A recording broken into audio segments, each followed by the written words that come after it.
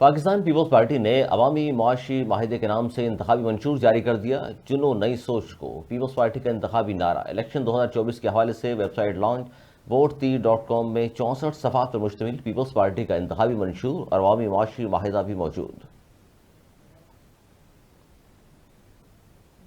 مہنگائی میں کمی، نیب کا خاتمہ، 1 کروڑ نوکریاں، بے روزگاری اور غربت میں کمی۔ نون لیگ نے پاکستان کو نواز دو کے عنوان سے اپنا انتخابی منشور پیش کر دیا۔ 5 سال میں 1 کروڑ سے زائد نوکریاں، فی کس آمدنی $2000، غربت میں 25% کمی کا ہدف۔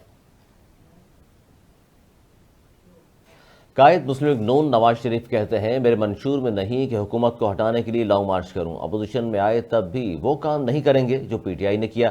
یہ ہمارا منشور ہے، ہمیشہ اصولوں پر سیاست کی۔ میثاق جمہوریت پر ہم سب نے دستخط کیے تھے۔ میثاق جمہوریت کی بہت زیادہ خلاف ورزیاں کی گئیں، ہمیں کام کرنے دیا جاتا تو پاکستان دنیا میں مقام حاصل کر جاتا۔ پیپلز پارٹی نے مسلم لیگ نون کا منشور نکالی کا شاہکار قرار دے دیا۔ فیصل کریم کنڈی نے کہا نواز شریف نے ماضی کی طرح آج بھی دھڑلے سے غلط بیانی کی۔ میثاق جمہوریت پر دستخط کرنے کے بعد نواز شریف نے ARG سے چھلانگ لگا لی۔ 2014 کے دھرنے میں آصف علی زرداری نے نواز شریف کی حکومت بچائی۔ ایک سیاستدان نے کہا تھا نواز شریف مشکل میں پاؤں اور مشکل سے نکلنے پر گریبان پکڑتا ہے۔ آفیشیل سیکرٹ ایکٹ سے متعلق سائفر کیس کی سماعت بانی پی ٹی آئی اور شاہ محمود قریشی کے وکلا نہ آنے پر اسٹیٹ ڈیفنس کونسل مقرر کر دیے گئے۔ شاہ محمود قریشی نے اسٹیٹ ڈیفنس کونسل سے فائل چھین کر دیوار پر دے ماری۔ معزز جج کی شاہ محمود قریشی کو بدتمیزی پر وارننگ، بانی پی ٹی آئی کی بھی معزز جج کے ساتھ تلخی۔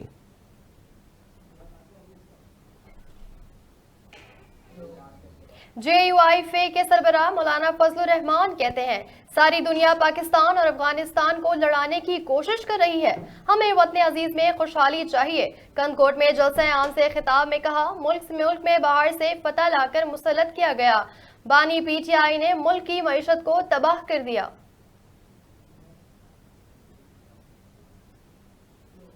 اور فواد چودھری کے خلاف فرد جرم 10 فروری کو عائد کرنے کی تاریخ مقرر۔ ڈسٹرکٹ اینڈ سیشن کورٹ اسلام آباد میں مالی فراڈ کیس کی سماعت، عدالت کی فواد چودھری کے استعفی پر فیملی اور وکلا سے ملاقات کی اجازت۔ مقدمے میں فواد چودھری پر شہری سے 50 لاکھ روپے لینے کا الزام ہے۔